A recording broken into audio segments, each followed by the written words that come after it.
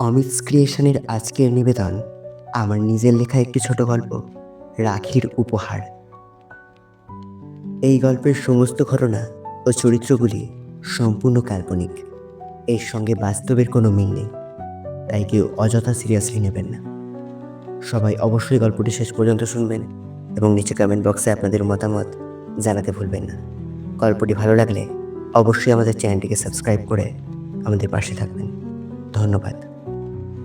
শুরু হচ্ছে রাখির উপহার।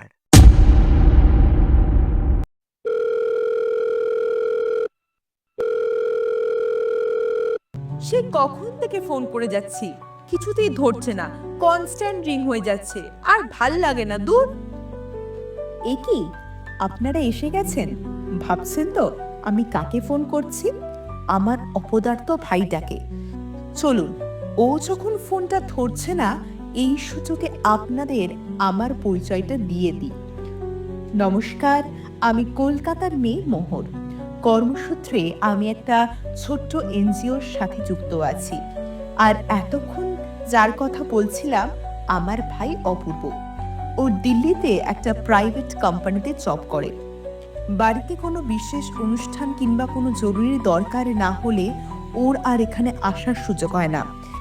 সামনেই তো রাখি বন্ধন, ভাবলাম একটু ফোন করে দেখি 2 দিনের জন্য ছুটি ম্যানেজ করে আসতে পারে কিনা। সে কখন থেকে ফোন করছি, কিছুতেই ধরছে না।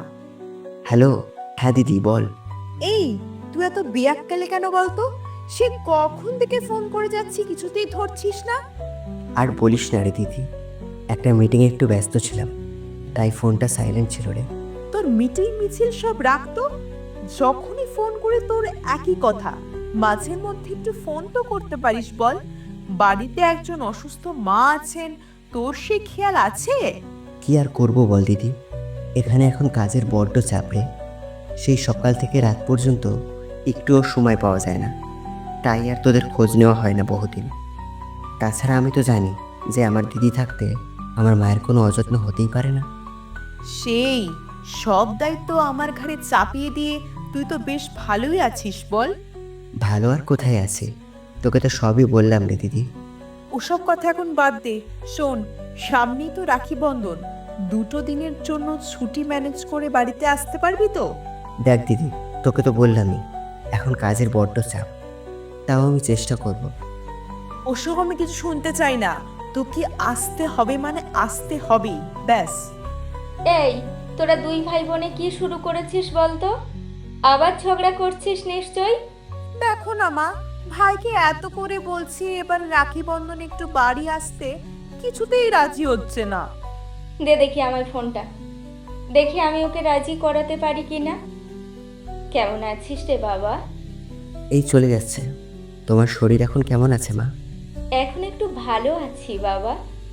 তাই এবারে রাখি বন্ধনে বাড়িতে আসতে পারবি না বাবা? মা, তুমি অন্তত ওর মতো ছেলে মানুষই করো না। আমি তো বললাম আমি চেষ্টা করে দেখব। হ্যাঁ বাবা, একটু চেষ্টা কর। বড় দিদিটা যখন এত করে বলছে, তাছাড়া আমারও তো তোকে একটু দেখতে ইচ্ছে করে বল। হ্যাঁ মা, সবই তো বুঝি, আমি অবশ্যই আসার চেষ্টা করব।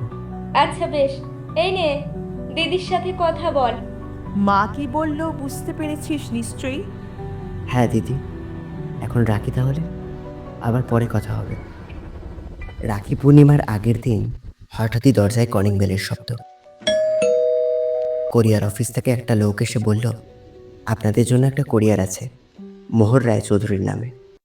মোহর, এই মোহর, দেখ তো তোর একটা কোরিয়ার এসেছে। মোহর সই করে সেটা নিয়ে নিল। সেখানে ছিল একটা চিঠি, আর সাথে আর একটা গিফট বক্স। আমাকে এইসব কি পাঠালো বলো তো মা? খুলে দেখ, তাহলেই তো বুঝতে পারবি। এবার মোহর বাক্সটা খুলে প্রথমেই চিঠিটা পড়তে শুরু করলো। প্রিয় দিদি, আমি অনেক চেষ্টা করলাম জানিস, স্যারকে অনেক অনুরোধ করলাম, কিন্তু কিছুতেই ছুটি ম্যানেজ করতে পারলাম না। দিদি, দোহাই তোর, তুই আমার উপর রাগ করে থাকিস না। এখন আমি যেতে পারলাম না ঠিকই, তবে এবার পুজোর ছুটিতে আমি অবশ্যই যাব, কথা দিলাম। কতদিন তোর হাতে রান্না খাইনি রে। তাছাড়া তুই আর মা ভালো থাকলেই তো আমি এখানে মন দিয়ে কাজ করতে পারবো বল? তুই ভালো থাকিস আর মায়ের খেয়াল রাখিস কেমন?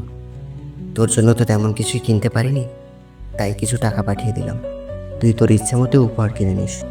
তার সাথে পাঠালাম তোর ফেভারিট ডার্ক চকলেট। আমার ওপর খুব রাগ হলে এটা খেয়ে নিবি, মন ভালো হয়ে যাবে। আজ তবে এটুকুই থাক, দেখা হচ্ছে কিছুদিনের মধ্যে। এতে তোর ভাই অপূর্ব।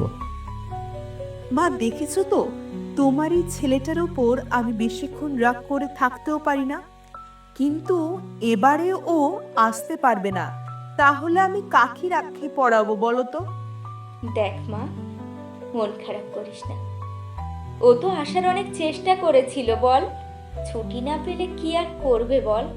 শোন, আমি বলি কি, তোর ভাই তোকে যে টাকাটা পাঠিয়েছে সেটা দিয়ে তোর এনজিওর বাচ্চাগুলোর জন্য কিছু রাখি আর কিছু খাবার দাবার, চকলেট, ওদের জন্য কিছু উপহার এসব কিনে নিয়ে যা।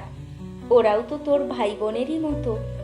এই বিশেষ দিনে তুই যদি ওদের কিছু উপহার দিস তাহলে তাহলে ওরাও খুশি হবে রে। আর তুই হয়তো ছোট্ট ছোট্ট নিষ্পাপ ছেলে মেয়েগুলোর মধ্যে কোথাও গিয়ে তোর ভাইকে খুঁজে পাবি। দেখবি দেখবি তোর মনটাও ভালো হয়ে যাবে। বাহ, ভালো আইডিয়া দিয়েছো তো মা। দাঁড়াও, আমি ফোন করে এক্ষুনি সব ব্যবস্থা করছি।